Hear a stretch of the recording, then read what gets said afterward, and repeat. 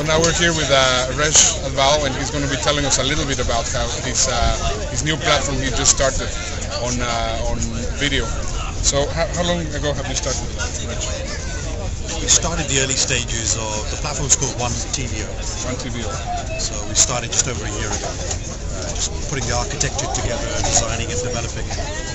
We took it to market on the 1st of September 2008. Just test it out. So really just recently? Had an overwhelming response with creators. In essence, what it is UAE's, United Arab Emirates' first pure online television platform. So we'll be creating 24 channels with our own production of shows, competing directly with mainstream television. Yeah. Using the internet, pure internet. Fantastic. And how would you differentiate from the other video platforms? Well, I think it's clear. I mean, we researched over 200 companies before we decided to go ahead with this. And you can see that there was two distinct categories that most online video type companies are going down. One is imitating YouTube, which is looking at a platform which has amateur videos which you upload. And the second area, which is becoming also popular, which CNN are doing, a show called iReport, which is having freelancers using a bit like what we have here, but an interviewing gadget, which anybody can have access to, record news that's going on there and then feed that into a platform. So news is coming from all different directions, and that's another model which I think is going to be fairly successful. Yeah. Another one which I've noticed recently is working with companies that have press releases. Yeah. And then those press releases are put onto a platform that people can have access to. We're not going down any of those paths. What we're doing is creating proper information-driven, community-based, city-centric shows for fast-growing cities with over 1 million population, to give them information that they want from those cities and what's going on in different categories. But because it's internet-based, it has a global reach. Yeah. So take Dubai. If we create, like, say, one of our shows is called Football Fever, which is aimed at 7 to 14-year-old children. But someone globally may watch that because they're thinking about putting their kid into school, yeah, and what sports activities are.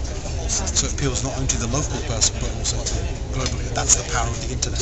Yeah, absolutely. That sort of content. And for the end user, how would you see them using your platform? Well, the end user, it's a freebie. Okay. So they get a chance to do one or two things. If it's show related, it's entertainment first, information second, and bring the two together. If it's what we call infomercials and info videos, so we have a directory as well of what we call infomercials that we've created. That's information first and a little bit of entertainment. Okay. Because it's sensory, it's video based. Yeah. And no, they cannot upload their own things. It has to be. No, that's two reasons. One is we want to maintain high quality because all the shows we do are in high definition broadcast quality production, which we can also sell back to mainstream companies. But number two, because it's the Middle East, the censorship is really important. Yeah. So we're not going to have things that are said that could have a negative impact on culturally in the Middle East communities. Knowing well the Middle East and this market, what would your advice be for somebody which is actually getting started in this platform? Which is to start. Yeah. Just to start. Actually, that's a very good Okay, even if they don't have the greatest revenue model in the world, but it's to start. They can create a site, put content on there, whether using video or anything else, but it's internet related. As you know, I've seen your stats with the number of people who are going onto the internet every second. Last year there were 200,000 active broadband internet users just in the UAE that were on average for more than 4 hours a day on the internet. Okay, but the next generation are the ones that are like my children, are the ones who are born with laptops. We were born with toasters and microwaves. That's correct. Okay, so that generation kicks in the next 2-3 years. They're the ones that we're creating this for, not necessarily all the people today. So start. That's what I'd say. Start. Fantastic.